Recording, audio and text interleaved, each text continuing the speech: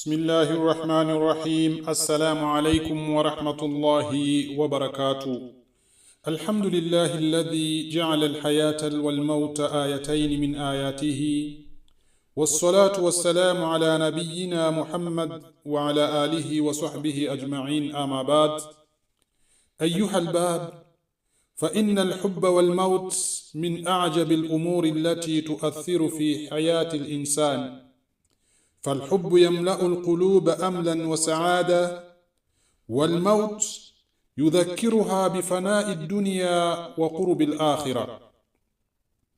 Shukurani kwa ukamilifu zinamstahiki Allah subhanahu wa ta'ala, yeye ambaye ameumba mauti na uhai kama alama mbili zinazodhihirisha uwepo wake Mwenyezi Mungu subhanahu wa ta'ala. Rehma na amani zimwendee mtume wetu kipenzi chetu Muhammad sallallahu alayhi wasallam, yeye na ali zake na sahaba zake na wale watakaomfuata wote kwa ujumla. Mwenyezi Mungu atukusanye pamoja na wao katika rehema zake. Mapenzi na mauti ni miongoni mwa mambo yanayoathiri sana maisha ya mwanadamu. Mapenzi hujaza moyo matumaini na furaha. Upande wa pili, mauti humkumbusha mwanadamu mwisho wa dunia na mwanzo wa akhira. Basi kuna uhusiano gani kati ya mapenzi na mauti? Hilo ndilo tutakalolijadili kwa idhni ya Mwenyezi Mungu subhanahu wa ta'ala katika darasa letu la leo. Watukufu wapendwa wenye akili timamu, mahaba ni miongoni mwa neema kubwa sana alizowajalia Mwenyezi Mungu subhanahu wa ta'ala wanadamu. Lakini jambo ambalo watu wengi hulisahau ni kwamba mapenzi au mahaba ya duniani yana mwisho, na mwisho wake mara nyingi ni mauti, kwa sababu mauti hayana shaka. Mwenyezi Mungu anatuambia, kullu nafsin dha'iqatul maut, kila nafsi itaonja mauti.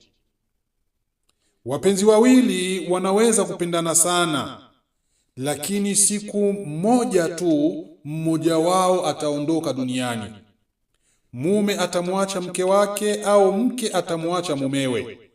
Ndiyo maana mwenye akili timamu hujenga mahaba yake juu ya misingi mikubwa sana ya kumtii Mwenyezi Mungu subhanahu wa ta'ala, ili hata baada ya mauti mapenzi yao wawili yabaki kuwa sababu ya kukutana tena kesho peponi. Allah subhanahu wa ta'ala anasema, al-akhillau yawmaidhin ba'dhuhum li ba'dhin adu illa al-muttaqin. Mwenyezi Mungu anasema marafiki wa karibu, al-akhillau yawmaidhin, siku hiyo ya kiyama, ba'dhuhum li ba'dhin adu, wao kwa wao watakuwa maadui, illa al-muttaqin, isipokuwa wacha Mungu peke yao, wale ambao hapa duniani mapenzi yao yalikuwa juu ya kiti cha msingi wa kumcha Mwenyezi Mungu subhanahu wa ta'ala. Mahaba yanayojengwa juu ya maasi, uzinifu, ubadhirifu, udanganyifu, kumuasi Allah subhanahu wa ta'ala yatakatika siku ya kiyama. Lakini mahaba yanayojengwa juu ya takwa yatadumu hapa duniani na kesho akhira. Mtume wetu Muhammad sallallahu alayhi wasallam ndiye anatuambia, almar'u ma'a man ahabba, ili halina shaka, yani kila mtu atakuwa pamoja na yule anayempenda siku ya kiyama. Bimaana wewe kama ulimpenda mtu na mapenzi yenu yalikuwa juu ya misingi ya kumuasi Mwenyezi Mungu subhanahu wa ta'ala, basi jua siku ya kiyama mtakuwa pamoja mkilaumiana, kila mmoja akisema, ya laitani, lau ningelijua kabisa fulani huyu singemfanya kipenzi changu, na nikamfanya fulani ndiye hawe kipenzi changu. Kwa sababu ataona siku hiyo rafiki yake, kumbe mapenzi yao duniani yalikuwa ni ya kujenga uadui wa kesho siku ya kiyama. Na wale ambao wamependana hapa duniani wakiwa kwenye misingi ya kumridhisha Mwenyezi Mungu Subhanahu wa Ta'ala, basi siku ya Kiyama watakuwa pamoja, wakikaa kwenye viti vya heshima na kuangaliana, wakifurahia. Mapenzi yao ya duniani yanaendelea na huko akhira. Kwa hiyo basi, ukimpenda mtu mpende kwa ajili ya Allah Subhanahu wa Ta'ala, msaidie katika ibada, mnasihiane mambo ya kheri na mkumbushane akhira kwa wingi. Usifanye mahaba yako ya kuondoe kwa Allah Subhanahu wa Ta'ala. Kuna wengi mapenzi yanawabeba, wanazama mpaka adhana inatolewa, swala inakimiwa, swala inaswaliwa, mpaka salamu inatolewa, akiwa kwenye mapenzi yamezama, hata hajali kabisa. Mahaba yamembeba, awe mwanamume au mwanamke. Mapenzi kama haya tahadhari nayo ndugu yangu katika imani. Basi wewe mapenzi yako ya kusogeze karibu sana na Allah Subhanahu wa Ta'ala. Mauti ni mjumbe asiyeomba ruksa. Haujui atamfikia nani kwanza kati ya wawili wanaopendana leo.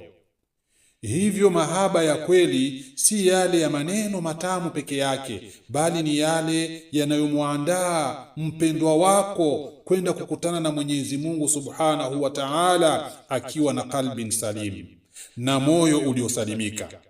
Basi ndugu yangu katika imani, mpendwa wako mkubwa kuliko wote anapaswa kuwa Allah Subhanahu wa Ta'ala. Man arada muunisan fallahu yakfihi, yule ambaye anataka kipenzi, mpenzi wa kweli kabisa, basi Allah Subhanahu wa Ta'ala anamtoshelezea kuwa mpenzi wake. Kwa sababu gani? Kwa sababu ukimpenda Allah Subhanahu wa Ta'ala kwa dhati, utawapenda na watu wengine kwa njia inayompendeza Allah Subhanahu wa Ta'ala, na hata umauti hautakuwa mwisho wa mahaba yenu hayo mnayotembea nayo kwa sasa, bali mauti yatakuwa mwanzo wa kukutana tena kesho katika pepo tukufu ya Mwenyezi Mungu Subhanahu wa Ta'ala kwa idhini yake. Ndugu zangu katika imani, turudi tujiangalie katika mapenzi tulionayo, hao tunaowapenda. Ipo siku tutafarikiana nao. Basi katika siku ya kufarikiana nao, tuwe tumejenga yale mapenzi yetu yawe ni mapenzi ambayo hata baada ya kufa mapenzi hayo yataendelea kesho akhira. Mwenyezi Mungu atujalie tuwe miongoni mwa wale wanaopendana na kesho wawe ni wapenzi wenye mahaba makubwa katika pepo ya Allah Subhanahu wa Ta'ala.